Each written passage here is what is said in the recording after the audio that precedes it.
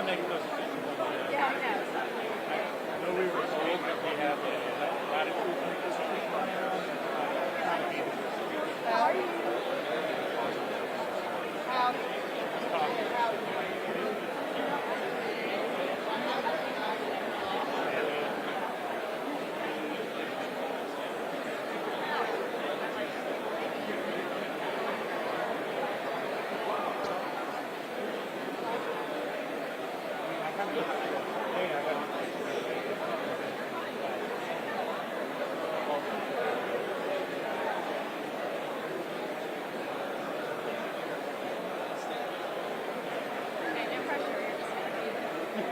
No pressure. All this time, I was telling Ken I was just going to watch that.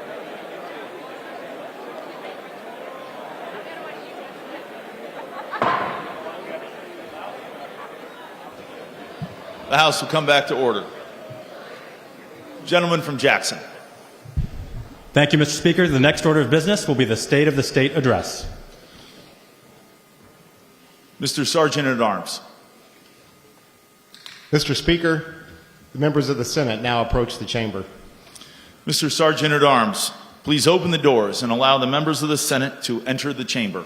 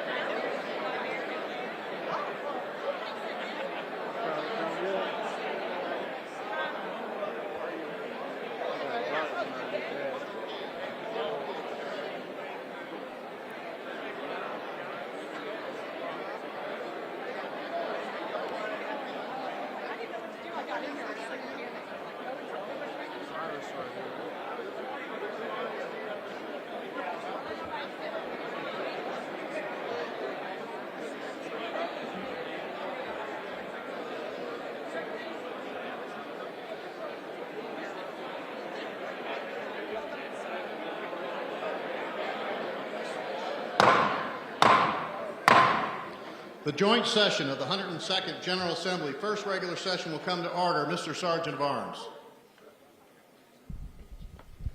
Mr. President, the Missouri State Highway Patrol Troop F will now present the colors.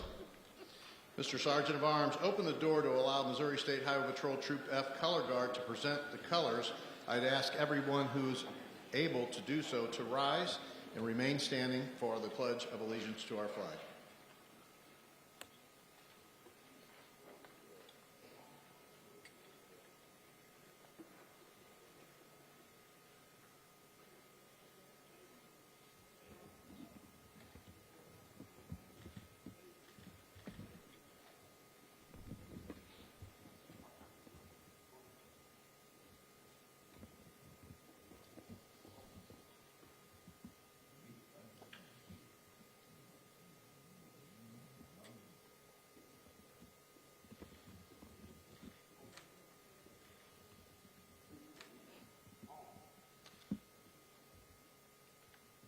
I pledge allegiance to the flag of the United States of America and to the republic for which it stands, one nation, under God, indivisible, with liberty and justice for all.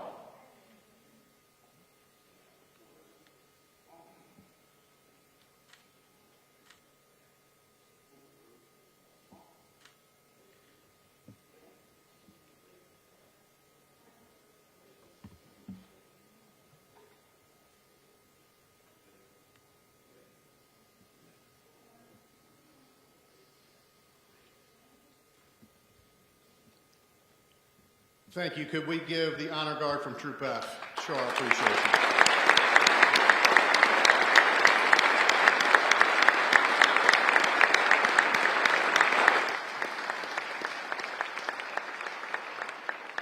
The clerk of the House will open the board. All members of the House will signify their presence by voting aye. Mr. Clerk, please ring the bell and open the board.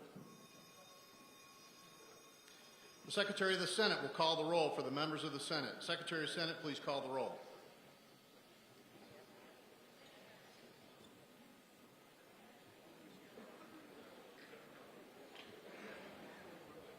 Senators Arthur, Bean, Beck, Bernsketter, Here. Black, Bratton, Brown 16, Brown 26, Carter, Serpoy, Coleman, Crawford, Eigel, Esslinger, Fitzwater, Gannon, Hoskins, Huff, Koenig, Luetkemeyer, May, McCreary, Moon, Mosley, O'Laughlin, Razor, Rizzo, Roberts, Rowden, Schroer, Thompson Rader, Trent, Washington, Williams. Has everyone voted? The clerk of the House will close the board and tally the vote.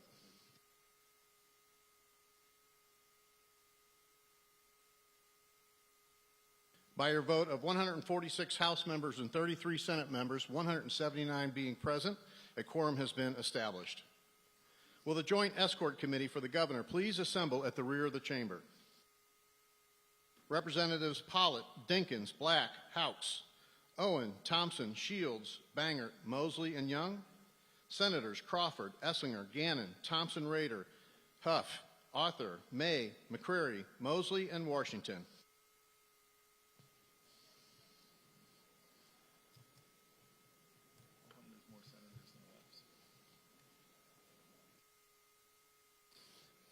While the Escort Committee is assembling, I'm happy to introduce some special guests for today. Please join me in welcoming Secretary of State Jay Ashcroft,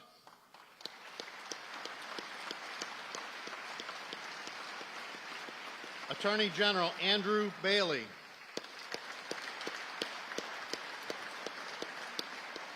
State Treasurer Vivek Malik, State Auditor Scott Fitzpatrick,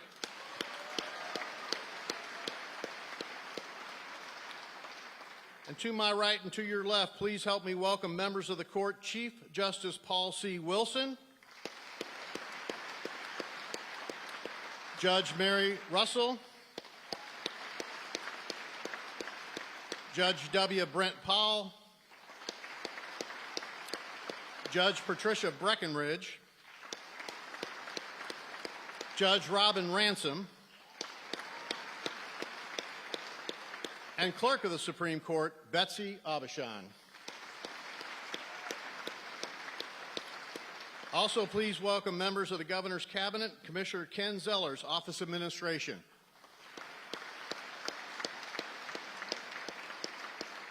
Director Chris Chin, Department of Agriculture. Director Clara Lindley Myers, Department of Commerce and Insurance. Director Sarah Parker Pauley, Department of Conservation. Director Ann Presythe, Department of Corrections. Acting Director Maggie Coast of Department of Economic Development. Commissioner Margie Van Even, Department of Elementary and Secondary Education. Acting Director Paula Nicholson from Department of Health and Senior Services. Interim Commissioner Leroy Wade from Department of Higher Education and Workforce Development. Director Anna Hugh, Department of Labor and Industrial Relations. Director Valerie Hune from the Department of Mental Health. Major General Levon Compton, Adjutant General of the Missouri National Guard. Director Drew Bunton from the Department of Natural Resources. Director Sandy Carson, Department of Public Safety. Director Wayne Wallingford, Department of Revenue.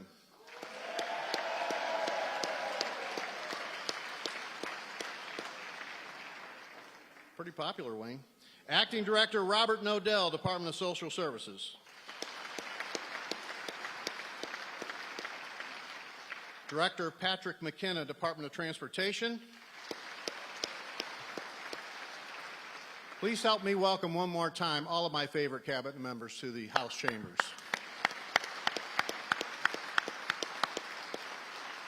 I'm also pleased to introduce this afternoon Missouri's First Lady, Teresa Parson.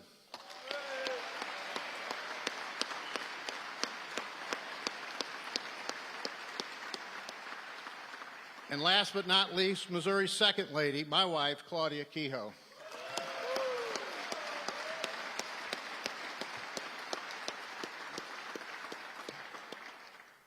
Mr. Sergeant of Arms.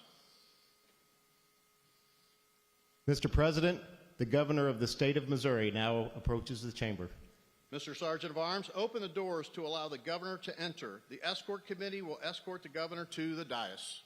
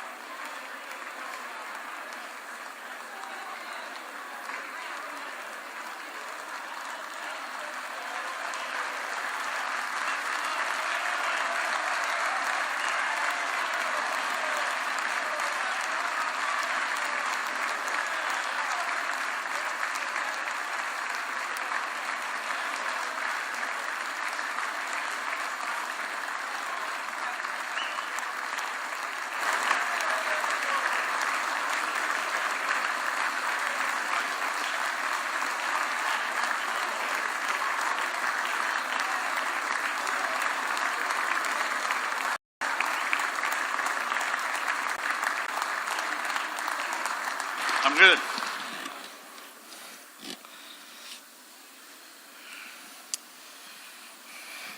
Thank you, Lieutenant Governor, Mr. Speaker, statewide officials, judges of the Missouri Supreme Court, and state legislators.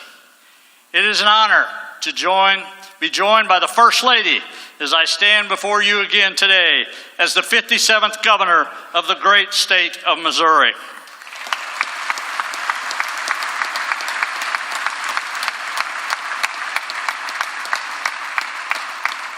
Today, I stand here with excitement and a renewed sense of optimism for the future of Missouri and its people. This past year was one of opportunity.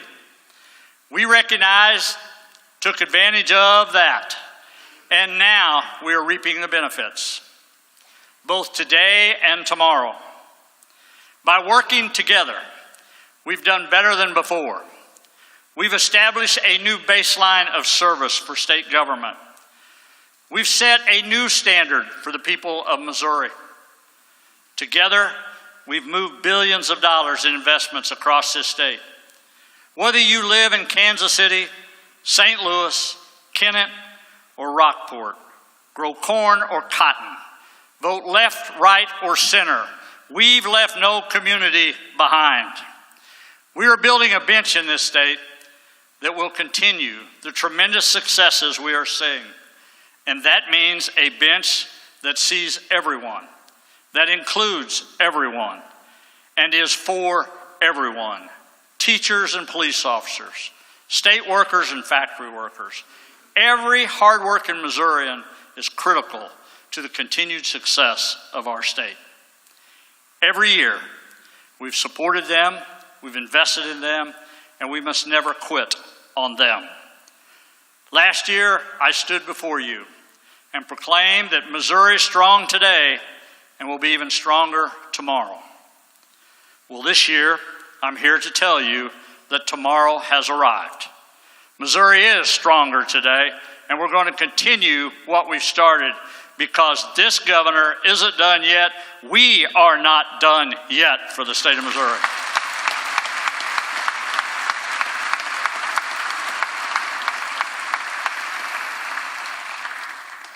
This past year, words like historical, largest ever, most in history, seem to become permanent parts of our vocabulary.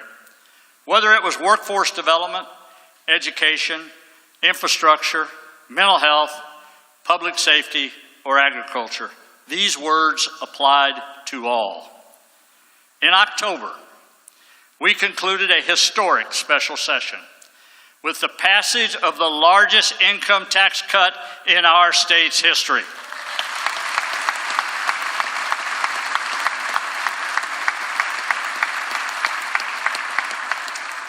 We cut the tax rate and simplified the tax code for all Missourians.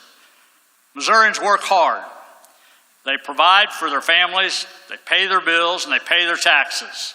And they deserve to keep their hard-earned money. This tax cut means that our administration will have cut Missourians' taxes 3 times and by 20%. Money that can help put gas in a car, food on the table, and save for a rainy day. And it means more money in our economy. And I want to thank Senator Koenig, Senator Huff, and Representative Smith for their leadership, as well as everyone in this chamber who voted for and fought for this tax cut. In Missouri, when the coffers are full from a booming economy, growing business, and job creation, we don't spend for the sake of spending like we see in Washington, D.C.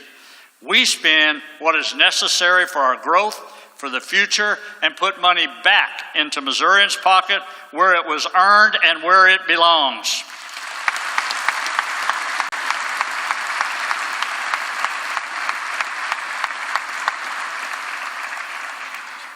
During that same special session, we also secured opportunity and support for our state's #1 economic driver, agriculture. I am an ag governor, and this administration will always stand up for our Missouri farmers and ranchers. And we challenge the legislators who say the same to do the same. By working together with the leadership of Senator Bean and Representative Pollitt, we put politics and special interests aside, and we passed long-term extensions for our critical agriculture tax credit programs. Programs that create jobs, promote farm and business innovation, and helps add value to our Missouri-grown products. Despite the roadblocks, the political games, and those who stood against agriculture, support for our farmers and ranchers could not be denied, and we appreciate everyone who took a stand and offered your support for those who feed and fuel our economy.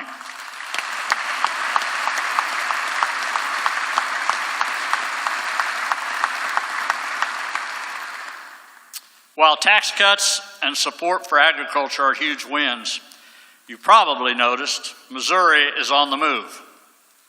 Our economy is booming. Businesses are investing, growing, and creating jobs in our state. Thanks to our focus on workforce development and infrastructure, we have achieved countless economic wins. In 2022, our unemployment rate fell to 2.4%, the lowest rate ever recorded in the history of the state of Missouri, and it remains historically low today.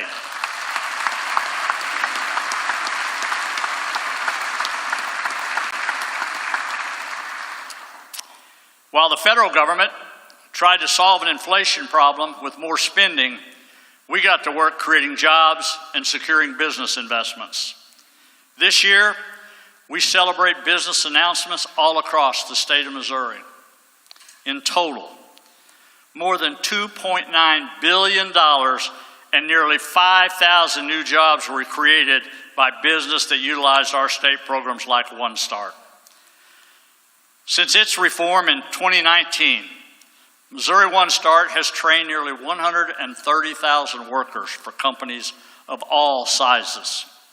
Its success is why we are continuing our investment of $27 million for additional One Start training projects to help recruit and train skilled workers for companies choosing our state. And we are proud that Missouri ranks first in the United States for our low cost of doing business. Whether it's investments in Missouri One Start, broadband, education, or so on, by prioritizing infrastructure and workforce development, companies are choosing our state to invest. Some of the first things we are asked about on our trade missions is our progress in infrastructure, education, workforce, and our cost of doing business. In fact, from our trade missions alone, we have been able to achieve over 1,000 jobs and more than $1 billion in business investments in Missouri, and we are not done yet.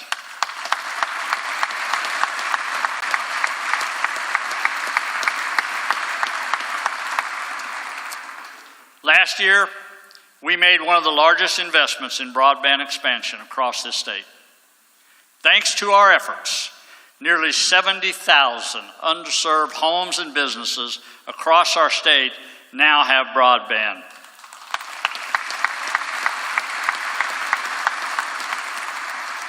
But we know we can't stop now. This is why we're investing an additional $250 million to do even more. If we can put electricity in every home, we can do the same for broadband today. We are not done until every home, every school, every business, every farm has access to quality internet.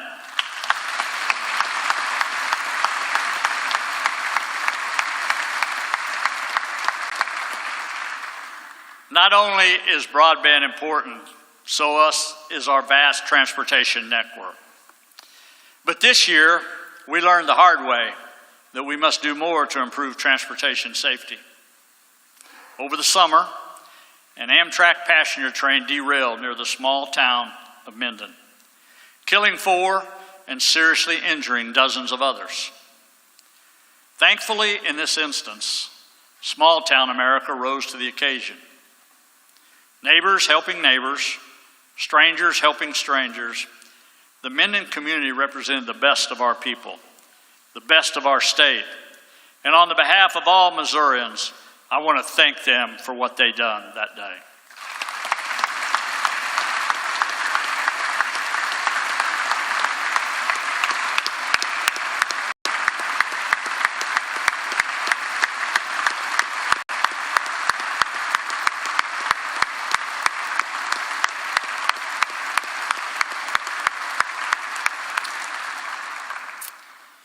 While the power of our people and the goodness of their character made a bad situation a little better this time, the state must be proactive and help prevent a similar situation again.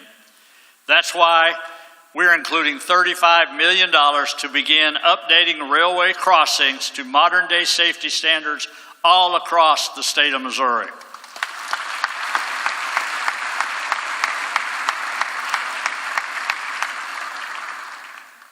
When I became governor, we worked with all of you and set out to repair and replace 250 of our state's poorest bridges. And we are happy to report today that 222 have already been completed and the remaining bridges will be under contract by March.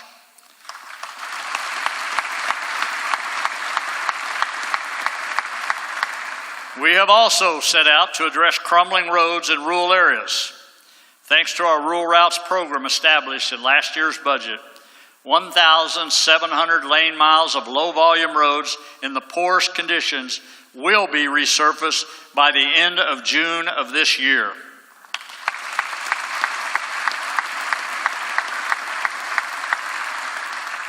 And we are extremely proud of our transportation cost share, which was awarded to 28 local transportation projects with the funding to improve roads and bridges and bring economic development to their areas.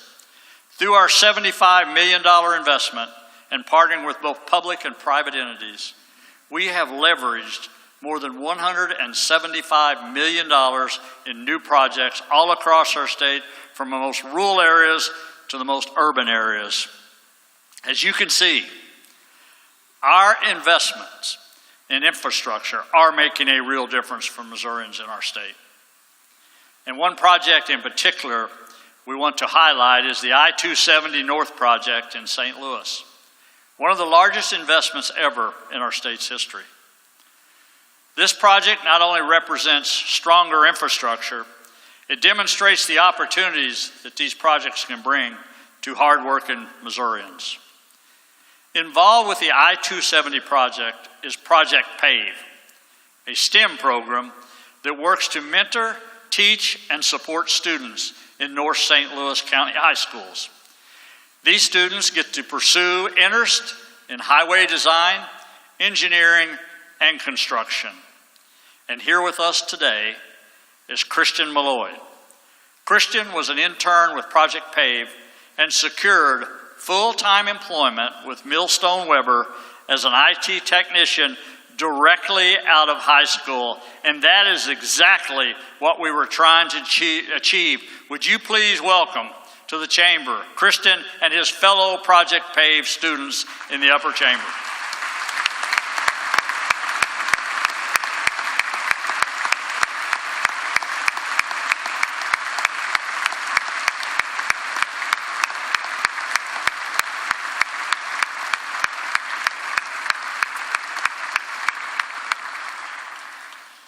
While we might have thought we were just putting asphalt on roads or steel over waterways, what we're really doing is supporting the future.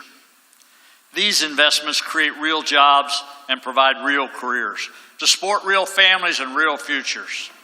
And we are not done yet.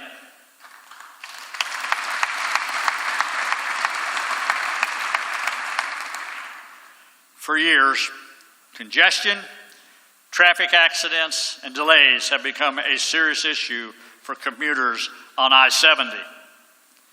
Not only are we concerned for the motor safety, these inefficiencies are costly to our state's economy, and we must invest to improve I-70. For those who say we can't afford it, I say we cannot afford not to. This year,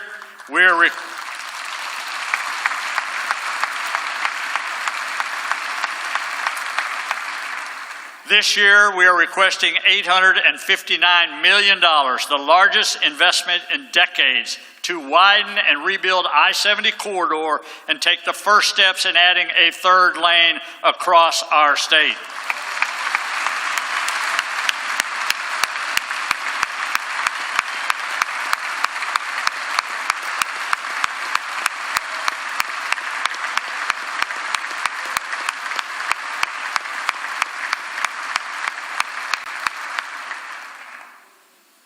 I will tell all of you in this chamber this. This is a once-in-a-lifetime opportunity, and the time is now.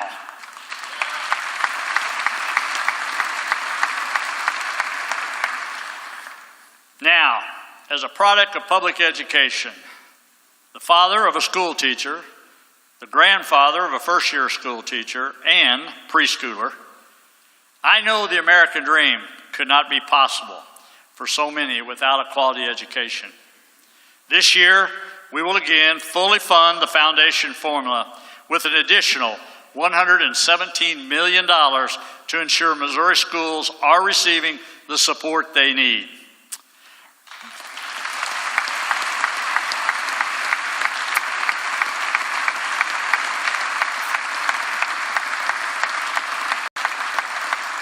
But as I've said, we've set a new standard in this state. That includes a new standard for accountability for our students, teachers, and our administrators all across this state. Last year, we funded our part of school transportation for the first time in more than 2 decades. And we aren't one and done. This year, we're again investing $233 million for school transportation to ensure our kids can get to and from school safely.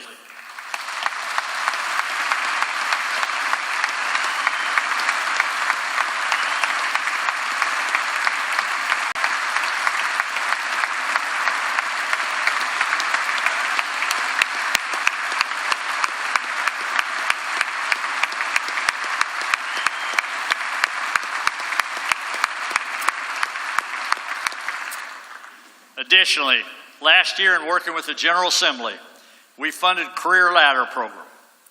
Nearly 140 school districts participated, and over 11,000 veteran school teachers received an increase in pay. This year, we are again funding the program with an additional $32 million to continue the state's part and benefit more teachers.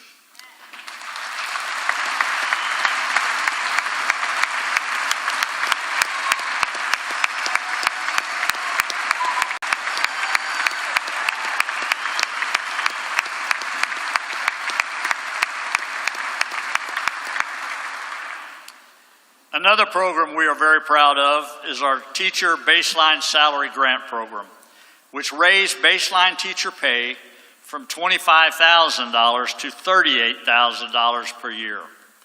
A total of 356 Missouri school districts participated in this program and providing pay increases to more than 6,000 school teachers.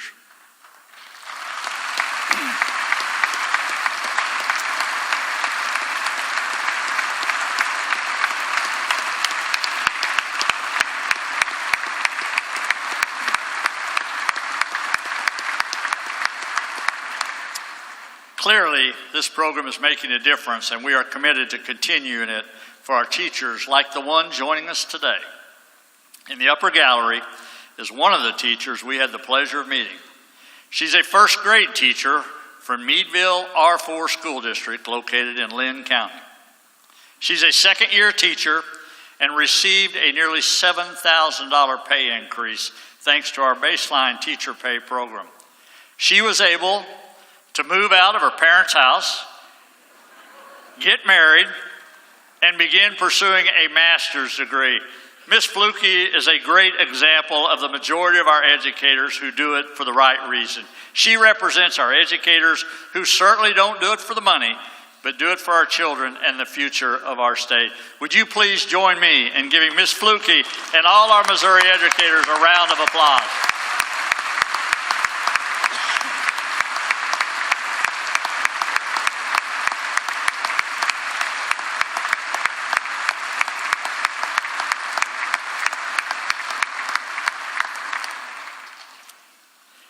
We also know that early childhood care is essential to our state's success. We've already invested nearly $1 billion to improve our child care network and create more options for more Missouri families. But we are not done yet. We know child care remains a struggle for many parents and businesses. Child care providers often have to limit their hours due to staffing shortages or increase their prices. This poses a real challenge to parents as they weigh the decision to work or stay at home. Prior to COVID-19, more than 50% of Missouri residents lived in an area with a shortage of child care. We know that problem has only worsened, with 1/3 of those facilities no longer open after the pandemic. We need to do more for our parents, our children, our providers, and businesses. Joining us today is Sharon Witten, the director of the Discovery Place Child Care right here in Jefferson City. Ms. Witten stayed the course and kept her doors open, even as enrollment declined and revenues fell. Even with her determination and passion for serving Missouri families, overcome the challenges she faced might have not been possible without the state programs and services our Office of Childhood provides. Would you please join me today in recognizing Ms. Sharon Witten, the Discovery Place children, and all the professionals who care for our children.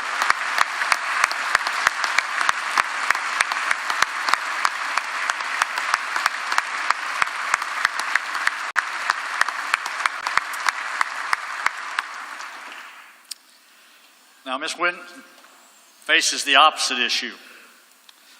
More and more families are seeking child care options, and while she would love to help, she simply does not have the resources, space, or staff to accommodate. To help address this issue, we're proposing 3 new child care tax credit programs. These programs will help improve child care facilities, support employers who support their workers with child care assistance, and allow more of our dedicated child care workers to earn a pay increase. We're also investing more than $78 million to increase child care subsidy rates to child care providers across the state.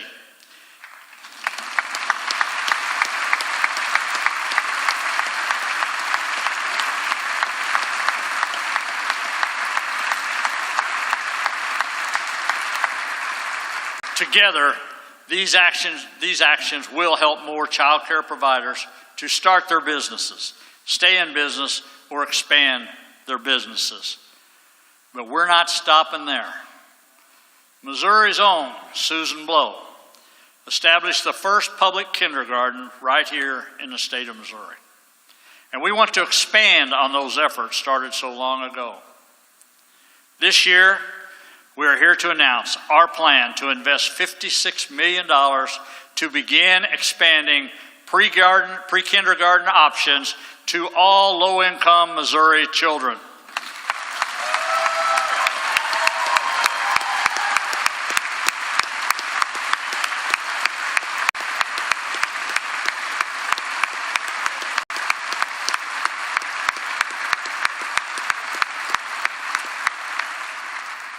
Under this program, 50% of all our families with pre-K students will be able to enroll their children in expanded programs through their local school district or charter school districts at no cost. There is a clear need to do better when it comes to early childhood.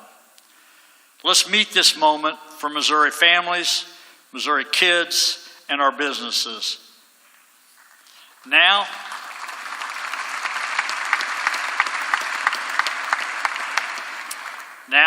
for our non-college students of Missourians seeking a new career path. We are investing $3 million in Apprenticeship Missouri to expand apprenticeship opportunities with focus on IT, public health, education, and public safety, among others. These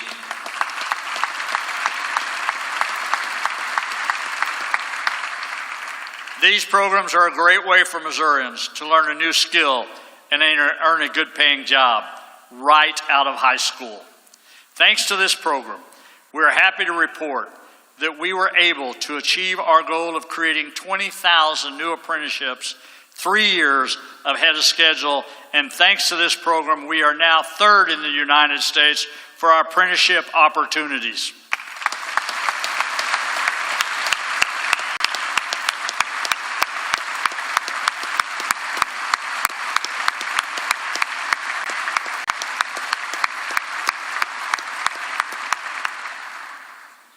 This year, we're also seeking $2.2 million for our 27 job centers across the state.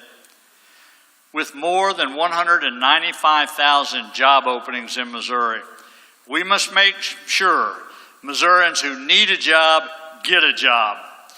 Additionally, we're further supporting career opportunities for our young people. We are requesting $500,000 for our Jobs for American graduates to help more high school students further their education and go directly into the workforce.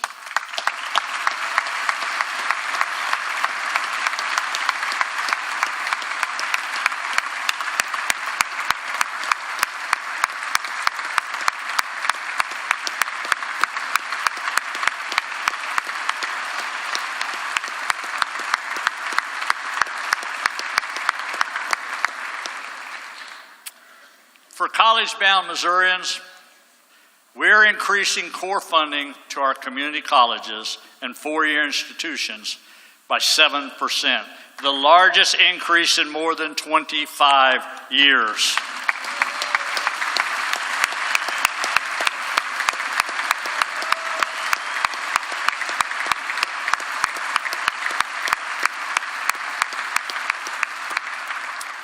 Additionally, we're investing another $275 million for capital improvement projects on our college campuses.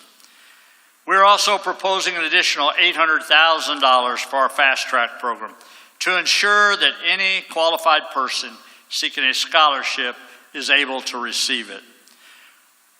For our high school seniors wanting to further their education, we're also again fully funding A+ scholarships. And to help promote workforce development on college campuses, we are recommending $38 million to our Missouri Excels program to expand employer-driven education and training programs.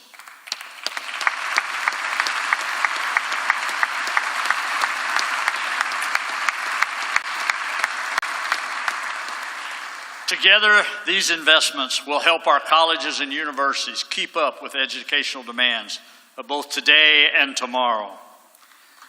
We all know manufacturing is a leading industry in our state. In fact, we rank 4th in the United States for new manufacturing facilities. But a serious hurdle for our manufacturing companies here in Missouri and across the nation is the semiconductor chip supply chain. To address this issue, for the first time, we are dedicating $25 million for research, program development, and training to increase our competitiveness for our semiconductor manufacturing right here in Missouri. The last thing we want is to rely on China when we can and will do it right here in Missouri.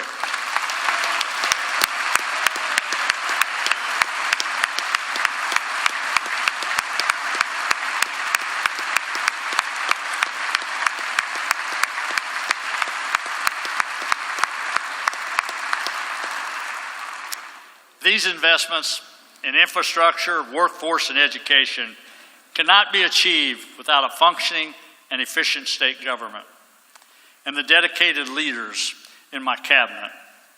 Would the members of my cabinet please stand to be recognized for all you do on the behalf of the people of Missouri?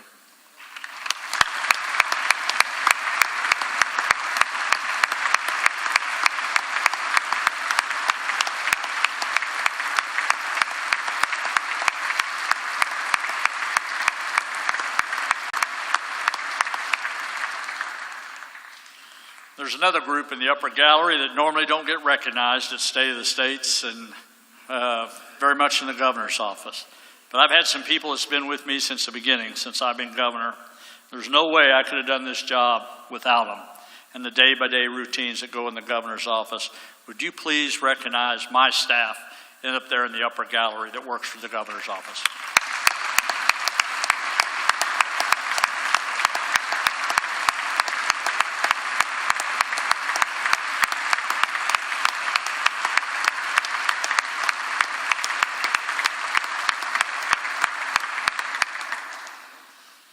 While businesses build their bench, we need to build the bench in state government. As many of you know, the recruitment and retention of state employees has been a severe problem for our state. And while we have made considerable advancements like wage increases, deferred compensation, professional development opportunities, more is needed. Supporting our state workers means supporting the people of Missouri, and we are not done yet. This year, as part of our supplemental budget, we are requesting an immediate 8.7% cost of living increase for our state employees. For any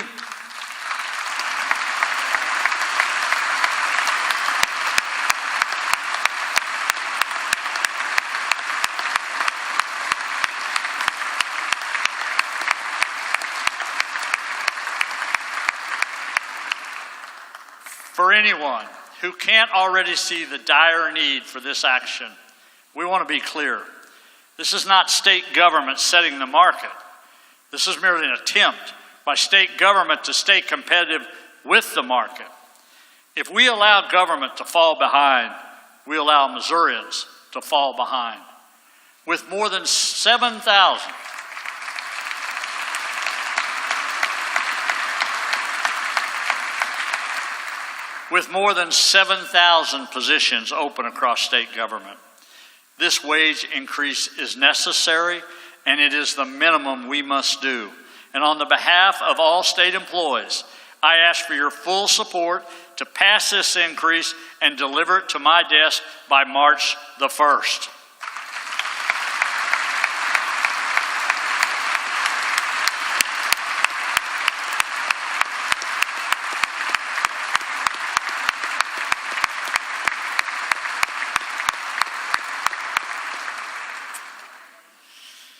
We also want to improve the services we provide through our agencies like the Children's Division. This division is critical to the health and safety of some of Missouri's most vulnerable children. Yet it is critically understaffed and under-resourced. By investing $22 million, we can help alleviate the strain, hire more employees, and support struggling families and their children. We must do more and do better for our children, our families, and the future of our state. We've come a long way, but with Missouri to stay on the move, so does state government. In 2022, fresh out of the grips of COVID-19, we understood the need to do better in this state when it comes to health and mental health care. Last year, we made historic investments in health and mental health, including the new State One Lab, the new State One Health Lab, which states across the nation are using that model for their own plans.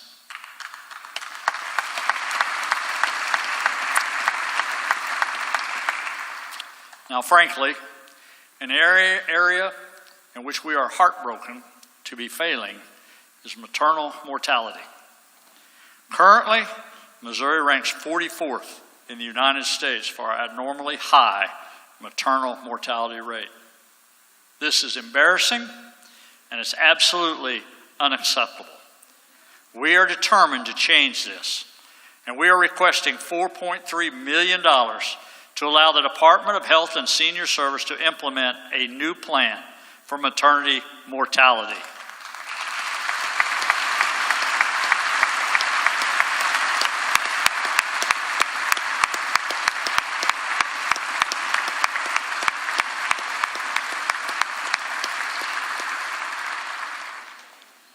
DHSS estimates that 75% of maternal deaths are preventable with at least one meaningful change to treatment, whether directly to the patient or through the provider, community, or healthcare services.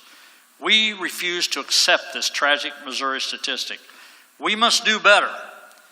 If we can't get it right for the mothers and children across our state, we might as well pack our bags and let somebody else occupy these seats. Let's support our mothers, let's support our children, let's support the future of Missouri.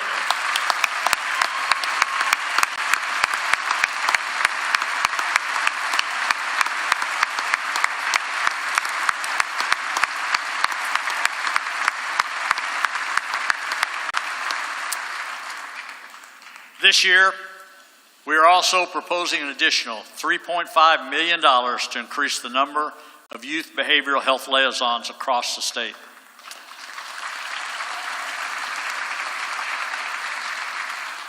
This initiative will fund 27 liaisons to help our youth in crisis and receive the treatment they need. It is needed, it is wanted, and more importantly, it is helping keep our kids safe in school and out of the system. Here with us today is Leah Crawford. Last year, she was observing a change in her daughter's behavior and mood. Her daughter, Jewel, was carrying so much hate and anger, things that no child should ever have to suffer through. Recognizing the need to do something, Leah took her daughter to Fallon Thornton, one of our youth behavioral liaisons. It was because of Fallon that Leah felt her daughter was finally opening up and making a change for the better. After a visit with Fallon, she was smiling again, laughing again, being a child again. This is the real difference this program is making for our kids across the state. And we are grateful to have Leah, Jewel, and Fallon with us here today. Would you please stand to be recognized?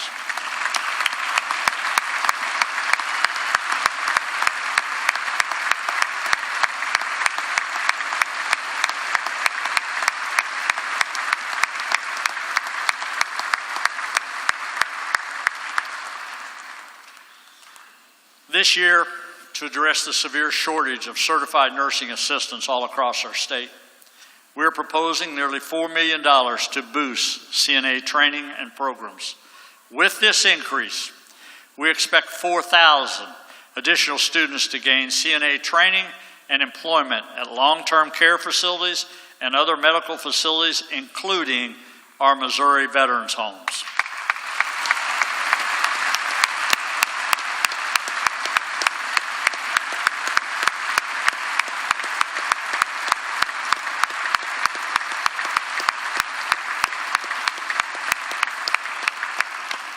We owe it to Missourians to provide them with the quality care. The CNAs are critical to that mission. And we also want to thank all of our doctors, nurses, and healthcare professionals across our state who care for our citizens.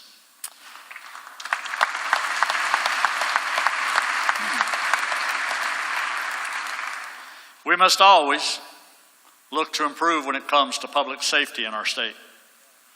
Unfortunately, our homes, schools, and communities are not immune to violence. But it's our jobs, the individuals in this building, to do what we can to promote a safer Missouri. This past year, we saw violence and shootings plague schools and communities across the nation. And sadly, our state was no exception. The events that unfolded at Central Visual and Performing Arts High School just a few months ago were nothing short of tragedy. As friends and families mourn, a community grieves, and a school tries to continue on without a valued and beloved teacher and student, we must commit ourselves to ensuring our schools are safe. While we will never understand or control the violence of these deranged individuals, we can look to the school safety officers and law enforcement who got it right that day. They were prepared, they had a plan, they saved lives, and they prevented a tragic situation from becoming even worse.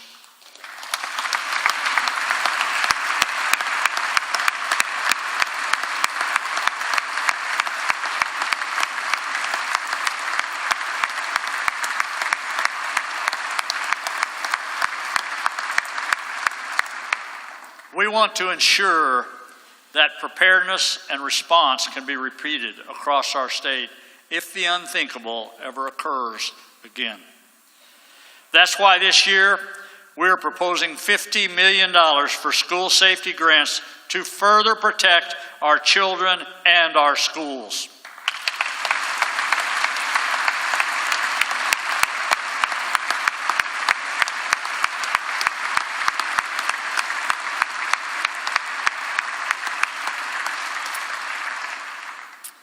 We know that public safety starts with supporting our men and women on the front lines who answer the call, who wake up every day to protect and serve. But we know that law enforcement recruitment has suffered in recent years, and it is critical that we take action to build the bench in law enforcement. Last year, we established the Missouri Blue Scholarship Program to recruit officers across the state. Already, this program has received high interest and success, with 147 Missourians already earning scholarships. Joining us today are Rachel Kelly and Samuel Alton. Rachel always dreamed of becoming a police officer, but like so many, life gets in the way. Now she can afford the opportunity to pursue her dream and serve her community thanks to the scholarship programs. And Samuel has witnessed firsthand that there can sometimes be disconnect and distrust by younger generations towards law enforcement. He wants to help fix that and hopes to one day help recruit and train future police officers. This scholarship program and the support it provides to people like Rachel and Samuel are perfect examples of how we can help build the bench in law enforcement. Would you please join me in welcoming Rachel and Samuel?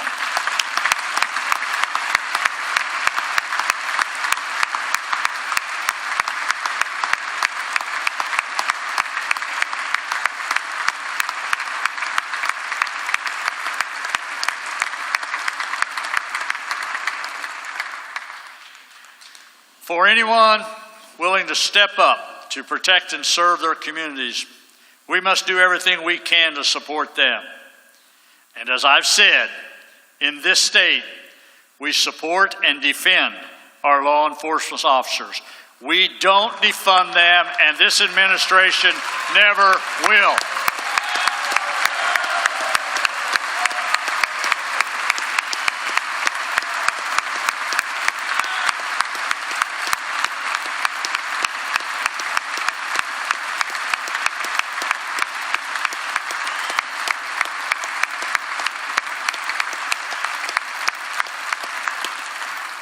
Infrastructure, education, workforce development, healthcare, mental health, public safety, it's not one or the other. It's everything working together that allows a better future for our children and our families. We have always invested in these priorities, and we always will. For us, it's all about the why. The why we aren't done yet. The why we can't be done yet. It's because of our children. And joining us on the floor today is the why. Would you please welcome students from Missouri's Blue Ribbon schools who want to share their American dream with you. From Kirkwood, Ben Herrick and Julie McDonald want to study business.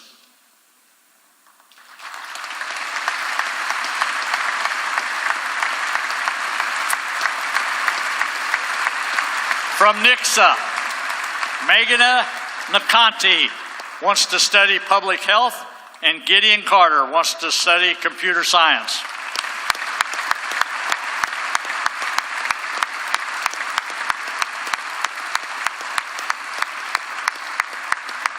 From Eugene Field, Carson DeFazio wants to be a soccer coach, and Rosalind Martin wants to be a baker.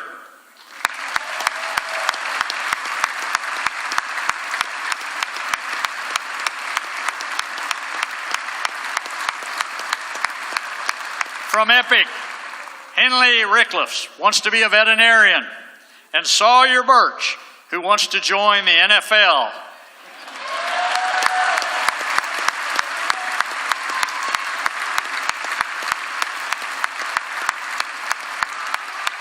And And we are rooting for Sawyer as long as with the Kansas City Chiefs.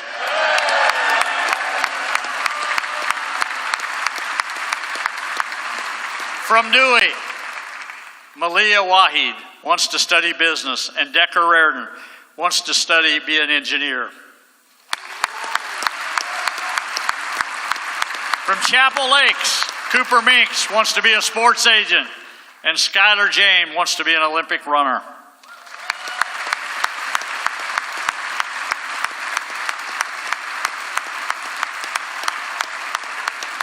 From Blair Oaks, Emerson Hilty wants to be a teacher and a principal, and Preston Snitker wants to play professional sports.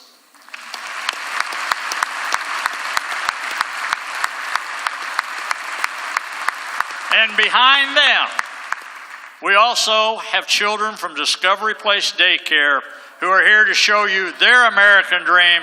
Let's give all these kids a round of applause.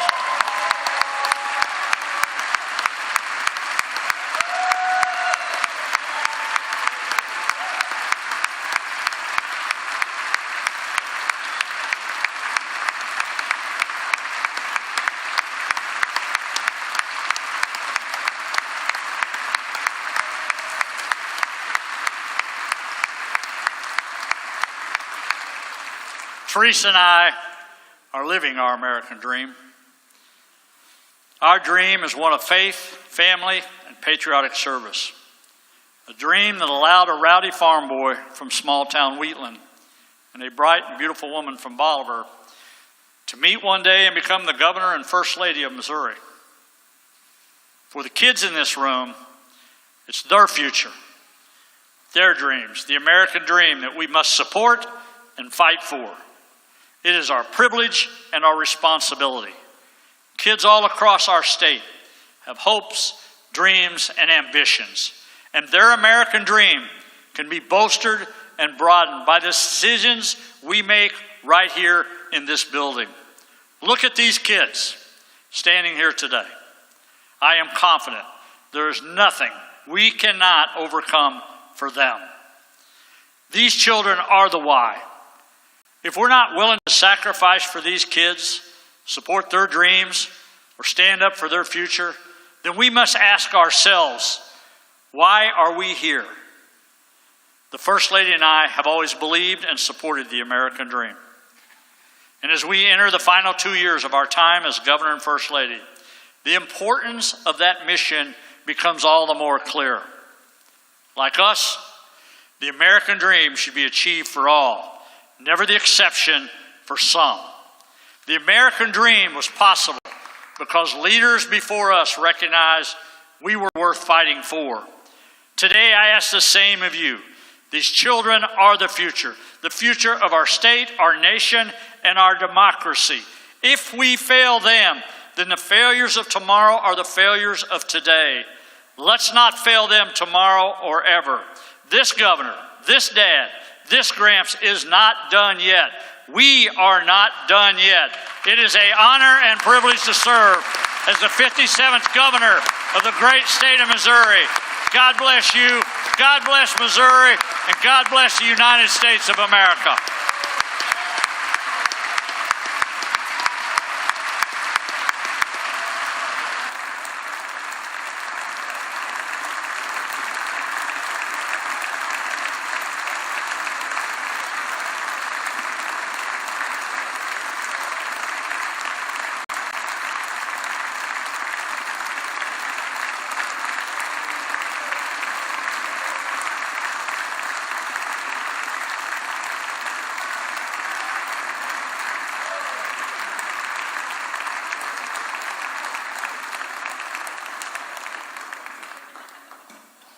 Senator from Shelby.